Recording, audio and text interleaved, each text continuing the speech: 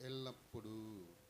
దేవుని మాట ఎలా ఉంటుందంట, మన జీవితాలలో గొప్ప దీవెన వర్షం కుమ్మరించిందంట. స్తోత్రం. నమ్మిన వారు దేవుని స్తోత్రం చేస్తారు.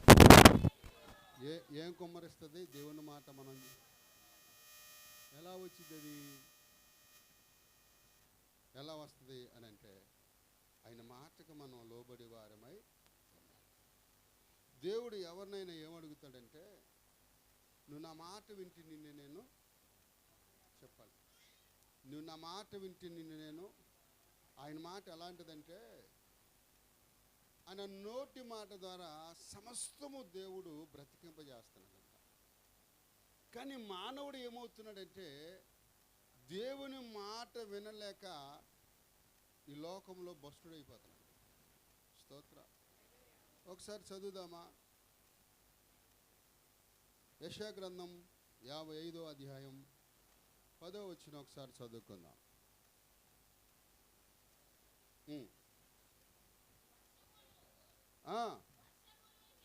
వర్షమును హిమమును ఆకాశము నుండి వచ్చి అక్కడికి ఎలాగ మరలక భూమిని తడిపి విత్తువానికి విత్తనమును భుజించేవానికి ఆహారము కలుగుటకై అది చిగురించి వర్ధిల్లినట్లు చేయను.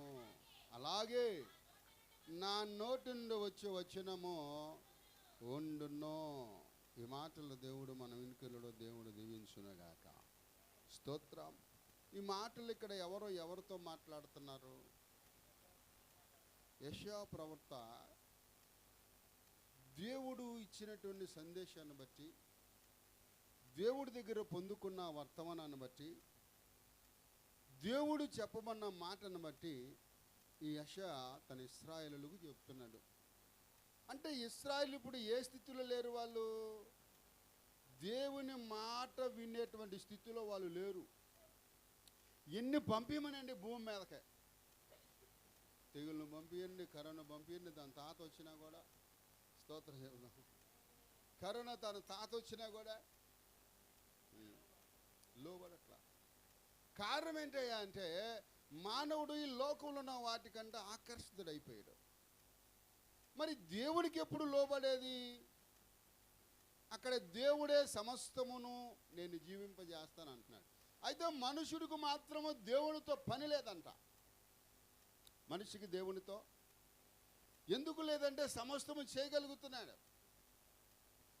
తన ఇష్టానుసారంగా ప్రవర్తించడానికి ఇష్టపడుతున్నాడు. కానీ దేవుని చిత్తాన్ని జరిగించడానికి మాత్రం ఇష్టపడట్లేదు. దేవుని మాటకు లోబడట్లేదు. దేవుని మాటకు లోబడటం వలన జరిగేది ఏంటయ్యా అంటే, మనకి దీవెన వస్తుంది, ఆశీర్వాదం వస్తుంది. స్తోత్రం. మనము ఇస్సాకును చూసినట్లయితే, ఇస్సాకుకి దేవుడు గొప్ప వాగ్దానం ఇచ్చాడు. కరువు వచ్చిందంట గెరార్ దేశంలో. కరువు వచ్చినప్పుడు ఆ వ్యక్తి ఏం చేశాడంటే, అక్కడ ఉన్నటువంటి రాజుని ఆశ్రయించాడంట. దేవుడు చెప్పాడా? అక్కడ ఆదికాండం 26వ అధ్యాయం 4-5 వచనాలు 3 నుంచి చదువుతుంటే, అక్కడ చక్కగా పిల్లరా మనకి ఎవరు ఇస్తారు? ఒకసారి చదువు నాన్న వాక్యం. పరవశునై ఉండుము, నేను నీకు నిన్ను ఆశీర్వదించుదును, ఏలయనగా నీకును. హల్లెలూయా. ఇక్కడ ఎవరితో చెప్తున్నాడు అని అంటే, అబ్రహాము దేవుడైన అబ్రహాము కుమారుడితో మాట్లాడుతున్నాడు. అబ్రహాము దేవుడు మాట విన్నాడు, అది అతనికి నీతిగా ఎంచబడింది. మరి మనం నీతి అంటే ఏమి లేదండి, దేవుని వాక్యాన్ని అనుసరించి బ్రతకటమే నీతి. నీతి అంటే మనం ఏదో లోకంలో నీతి కార్యాలు చేసి సన్మానాలు చేయించుకోవటం కాదు. కొంతమంది ఇది ఒక అలవాటు అయిపోయింది. ఏదైనా ఒక కార్యం చేసిరంటే, అది గొప్పవాడు మన దగ్గరికి వచ్చి ఏదన్నా ఇచ్చాడంటే వాడికి ఏం చేస్తామంటే మనం సన్మానాలు. అందుకేనంటాడు కీర్తన గ్రంథంలో 15వ అధ్యాయం 4వ వచనంలో ఒక మాట చెప్తాడు, మనం ఎవరిని సన్మానించాలి? ఒకసారి చూడండి, 15:4వ వచనం. యెహోవా యందు భయభక్తి గల వారిని స్తోత్రం చెబుదాం. ఎవరి దృష్టికి? అతని దృష్టి కంట అతడు ఆ యెహోవా దృష్టికి ఏమై ఉన్నాడు? కానీ మనం ఎవరిని సన్మానిస్తున్నామంటే సన్మానించవలసిన వాడిని సన్మానించట్లేదు, కానీ తన ఇష్టానుసారంగా భక్తి కట్టుకొని తన ఇష్టానుసారంగా జీవించేవాడిని సన్మానిస్తున్నాం. హల్లెలూయా. కృపా సత్య సంపూర్ణుడా సర్వలోకానికే చక్రవర్తివి నీవే యేసయ్యా. సర్వలోకానికే చక్రవర్తివి నీవే యేసయ్యా. నా సన్మానానికే మహనీయుడవు నీవేనయ్యా. మహనీయుడవు నీవేనయ్యా. కృపా సత్య సంపూర్ణుడా సర్వలోకానికే చక్రవర్తివి నీవే యేసయ్యా. స్తోత్రం. మనం సన్మానానికి కారకుడు ఎవరయ్యా అంటే ఆయనే. ఆయన కారణం లేకపోయినా ఆడు ఎలాంటోడో తెలియదు, తాగుబోతాడో తెలియదు, వ్యభిచారో తెలియదు, లంచగొండో తెలియదు, వాడికి మనం సన్మానం చేస్తాం. కానీ ఇక్కడ ప్రభు ఏమంటున్నాడంటే ఆయన మాట వినటం, ఆయన మనం సన్మానించటం, ఆయన మాటకు లోబడటమే ఆయన నీతిని అనుసరించి నడుచుకోవటం. ఇక్కడ చూడండి, ఇస్సాకుతో అంటున్నాడు కదా, ఇస్సాకు అంటే ఎవరిని ఆశ్రయించాడంటే అక్కడున్న అబీమెలెకు రాజును ఆశ్రయించాడు. అప్పుడు దేవుడు మాట్లాడుతున్నాడు. ఆ అధ్యాయం అంతా ఒకటి ఇంటికి వెళ్ళినాక శ్రద్ధగా చదవండి. అక్కడ చెప్తాడు, నీవు నీకొచ్చిన కరువు కాలాన్ని బట్టి, నీకొచ్చిన బాధను బట్టి అక్కడ రాజుకే గతి లేదు. స్తోత్రం ఏమదామా? ఏమి లేదంట, అక్కడ రాజు గతి కానం లేదు. నీకేం పెడతాడయ్యా, నా మాట విని అంటున్నాడంట. స్తోత్రం ఏమదామా? హల్లెలూయా, హల్లెలూయా. నా మాట విను. నా మాట బలమైనది, నా మాట శాశ్వతమైనది, నా మాట ఇదిగో రాజుల కంటే ఎక్కువగా నిన్ను పైన స్థానంలో కూర్చోబెట్టింది. నా మాట విను అని అంటున్నాడు. స్తోత్రం చెబుదాం. హల్లెలూయా. నీ మాట చాలయ్యా, నీ చూపు చాలయ్యా, నీ మాట చాలయ్యా, నీ చూపు చాలయ్యా, నీ ఉంటే నాకు చాలు యేసయ్యా.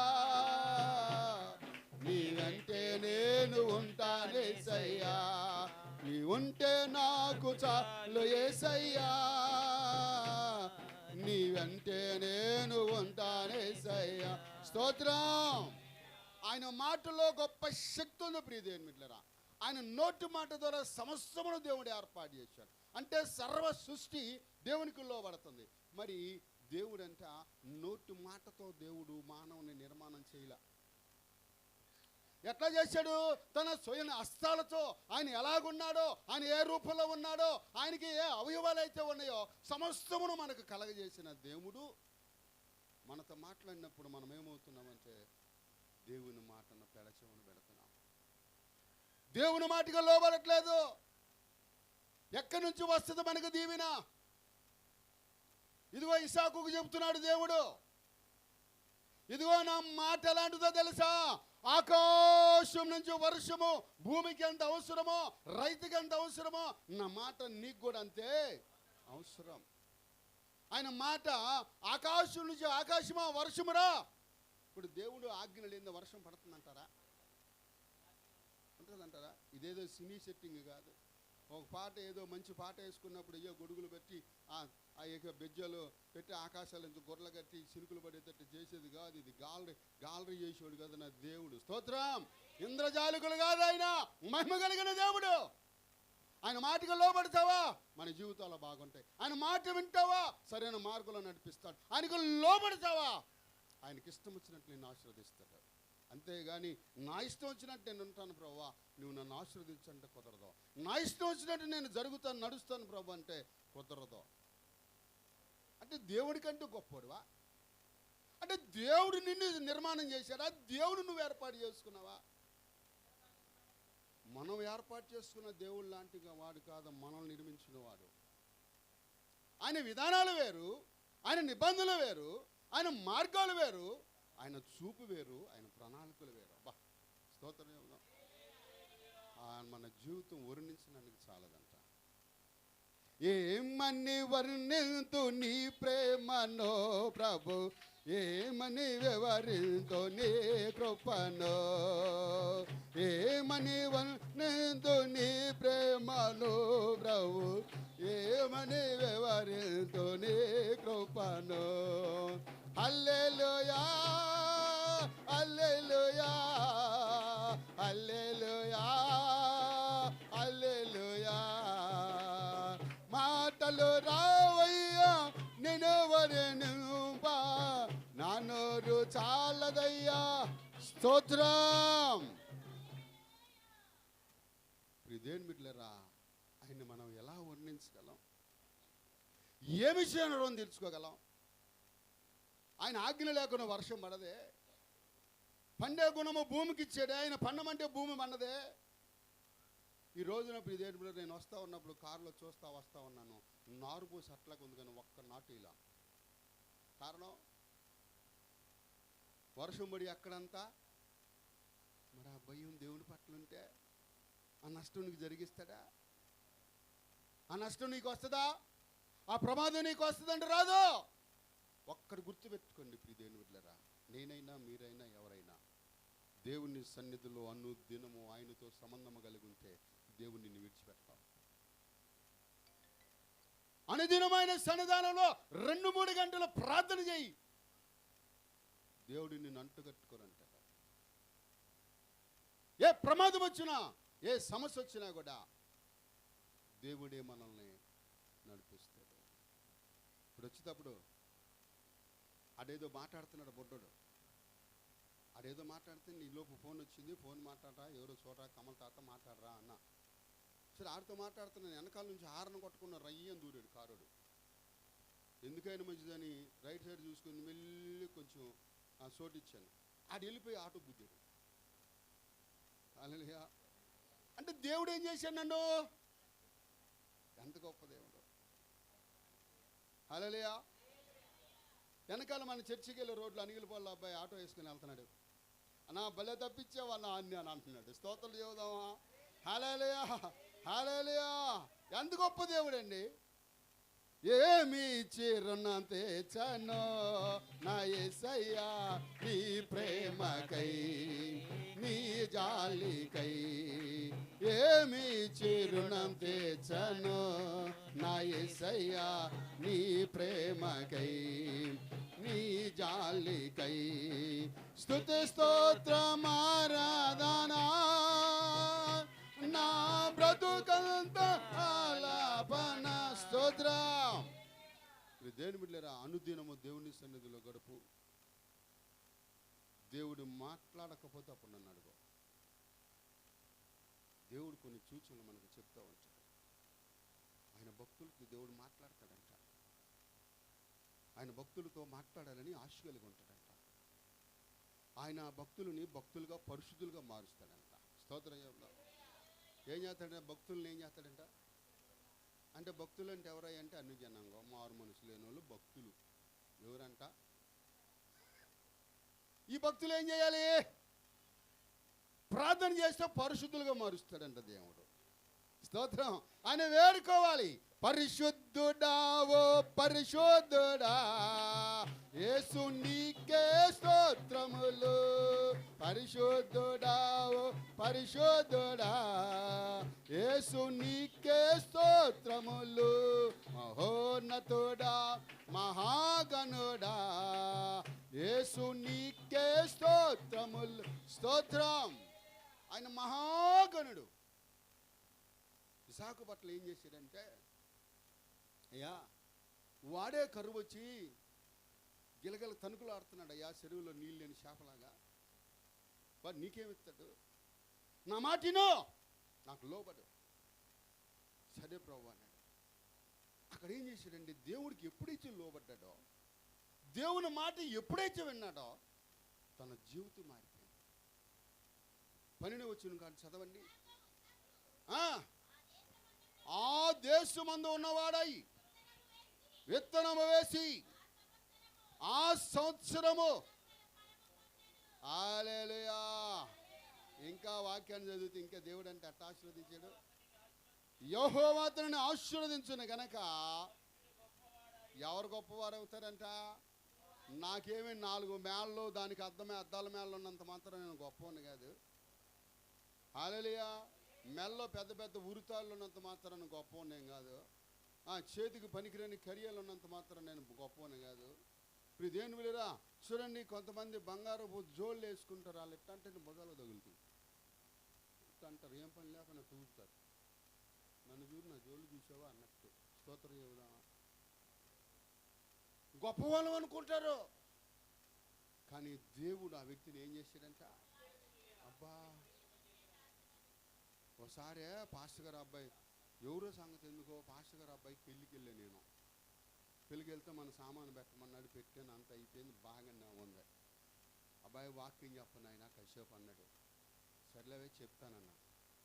చెప్తాలంటే వాక్యం చెప్పేటప్పుడు ఒక ఆమె గంగిరెద్దులాగా పైకి ఎక్కుతుంది.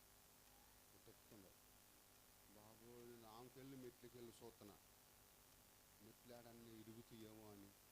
ఇక అర్థం చేసుకోవాలి. స్తోత్రం చెబుదామా? మరి ఏంటనుకున్నా, పెళ్ళికూతురికి తాళి కట్టే ముందంటే ఏమంటే వెనకాల నుండి జనం లేపాలంట.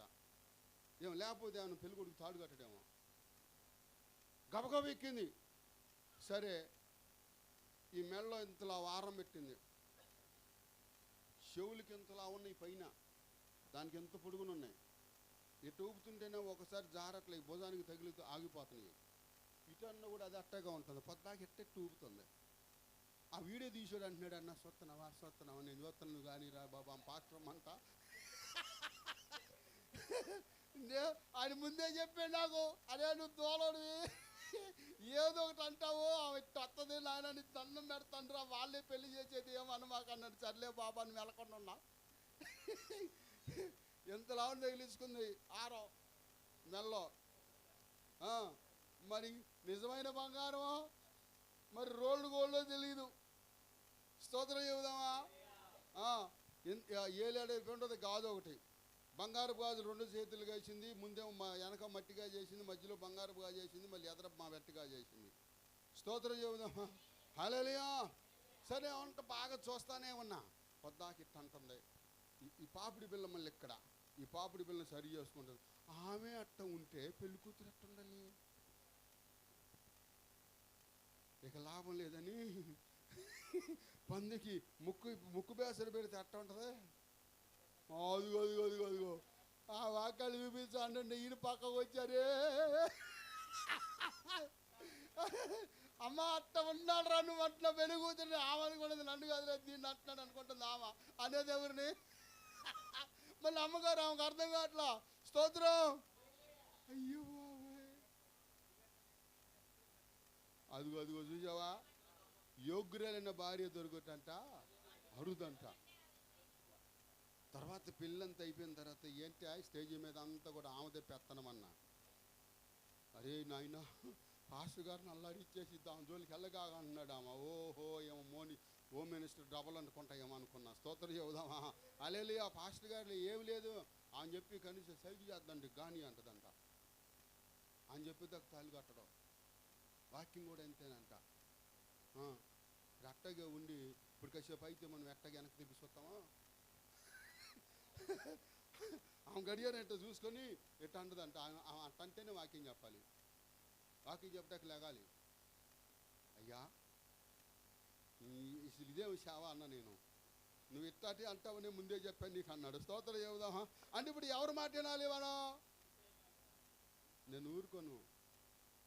దేవుని చేత పిలువబడిన వాడిని, దేవుడి చేత ఎన్నుకోబడిన వాడిని. స్తోత్రం చెబుదాం. ఎన్ని సమస్యలు, ఎన్ని విధమైనటువంటి కష్టాలు వచ్చినా దేవుడు ఆదుకొని లేపినటువంటి వ్యక్తిని. హల్లెలూయా. దేవుని బిడ్డలారా, కారం బెతుకులు తిని గంజివో తిని సేవలోకి వచ్చినాను. 5 సంవత్సరాలు కఠినమైనటువంటి పరిస్థితులు. ఎవరి దగ్గరికి ఎవరి దగ్గరికి పాస్టమ్మల తరపున కానీ మా తరపుల దగ్గర ఎవరి దగ్గరికి వెళ్ళి చేయి చాపలా. ప్రభుని ఆనుకున్నాం, ప్రభు కొరకు బ్రతికాం. గంజో ఏదో మొన్న పెద్దోడు అంటున్నాడు మొన్న, అమ్మా మీరు సేవలోకి వచ్చిన కొత్తలో మా చిన్నతనంలో మాకు గంజన్నం పెట్టారు కదా. బా ఎందుకు ఆ మాట గుర్తుకొచ్చిందంటే, అమ్మ చుట్టాలు వస్తున్నారు, అన్నం ఉందన్న. వీడు పెద్దోడు ఎందుకు వచ్చాడు వంటగదిలోకి వెళ్ళాడు, గంజి మరుగుతూ ఉన్నాయి. ఆడికి గుర్తుకొచ్చిందేమో, గబగబ వచ్చి అంటున్నాడు, అమ్మా మాకు చిన్నప్పుడు సంద బియ్యం సాల బియ్యం వచ్చినప్పుడు మేము తిన్న తర్వాత ఆఖరిలో అడుగున మీరు గంటితో తిప్పుకొని గంజి తాగారు కదా, ఆ గంజి మాకు కూడా పెట్టారు కదమ్మా. ఈరోజు దేవుడు ఏ స్థాయికి తీసుకొచ్చాడమ్మా. స్తోత్రం చెబుదాం. హల్లెలూయా. ఏమి తిన్నామా ఎలా ఉన్నామని కాదు, కానీ మనం దేవుని మాటకి ఎలా లోబడ్డామనేది కావాలి. ఒక సేవకుడు అన్నాడు, తమ్ముడా ఎంతమంది వస్తున్నారని చూడమాక, నేను నా ప్రభు కొరకు ఎలా నిలబడ్డాను అది చూసుకో, ఎప్పటికైనా దేవుడిని ఆశీర్వదిస్తాడన్నాడు. ఇంకంతే. కొంతమందికి ఏమో లప్పలు ఉన్న చర్చిలు కావాలి. స్తోత్రం. దేవుడు ఏం చెప్తున్నాడు, ఎక్కడిద్దరు ముగ్గురు కూడి నా నామాన్ని స్మరిస్తారో అట్టెళ్ళేమనుక ఏమైంది చెప్పండి. ఒకవేళ అట్టగా సంఘ కాపని కాదని సంఘాన్ని కాదని అట్టెళ్తే ఏమైంది? ఇంకా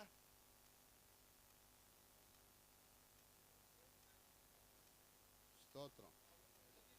అయిపోయినాక చెప్తా మీకు, అయిపోయినాక చెప్తా. ఎందుకంటే వీడియో లైవ్ వెళ్తుంది. హల్లెలూయా. నా కళ్ళ ముందు కొన్ని అట్లా జరిగాయి. వాళ్ళే సాక్ష్యం చెప్పారు, ఇట్లా వెళ్ళామయ్యా, ఇట్లా జరిగిందయ్యా, పెద్ద మంది అయ్యా, అక్కడ శిలా బాబా అంటే అందరూ పడిపోతున్నారయ్యా. మరి మాకు పడిపోయారు నిన్న ఎట్టంటే. మేమేం అరవలా చెయ్యలే, ఓరకు చెయ్యి అట్ట పెట్టి అడ్డమేలు పడిపోయి ఏం అరవలా యా బా అని అనలా. అడగండి పాస్టర్ గారిని అడగండి, ఏం అరిస్తే అట్ట పడిపోతారా? వాళ్ళ దగ్గర అని గొప్ప శక్తి ఉందనే. దేవుడికి ఎప్పుడు లోబడతావో అప్పుడు నీకు శక్తి వస్తుంది.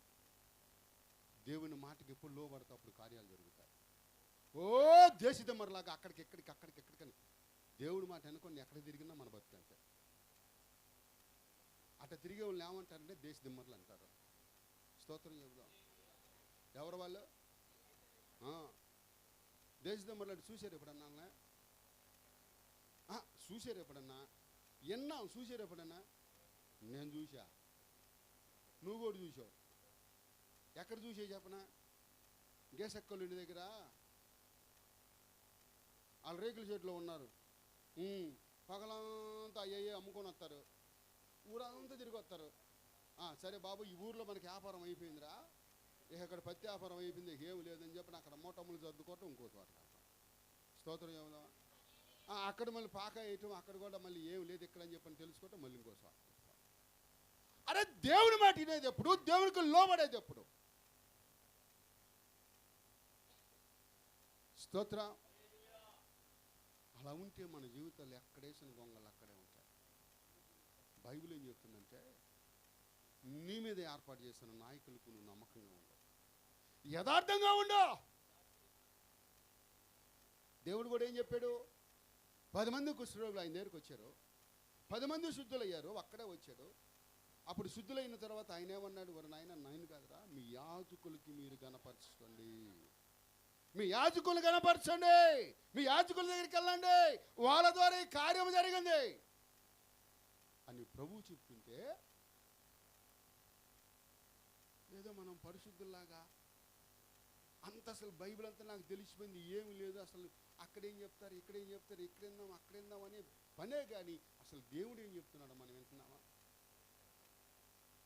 దేవుడు అంట, ప్రభు అంటాడు, నువ్వు నిలబడు, నీతో మాట్లాడతాను. హెజ్కేలుతో ఏమన్నాడు?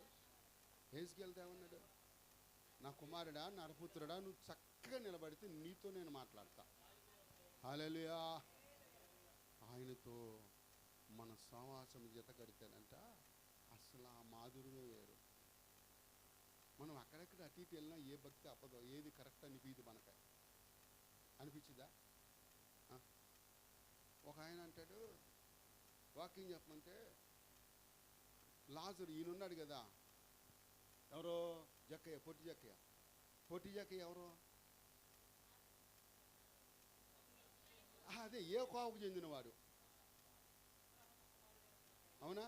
అంటే అతను కూడా యూద గోత్రానికి చెందినవాడే. ఆయన అన్యుడు అని చెప్పాడు ఒక ఆయన వాక్యం. ఆయన అన్యుడంట. అన్యుడు ఎట్టవుతాడు? స్తోత్రం. ఆయన అన్యుడు కాదు, క్రైస్తవుడు.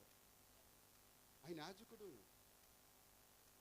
ఎక్కడ మనకు ఆశీర్వాదం ఉన్నాయి అంటే, నువ్వు ఎక్కడైతే నిలకడగలుగుంటావు అక్కడి నుంచి నీకు ఆశీర్వాదం వస్తుంది.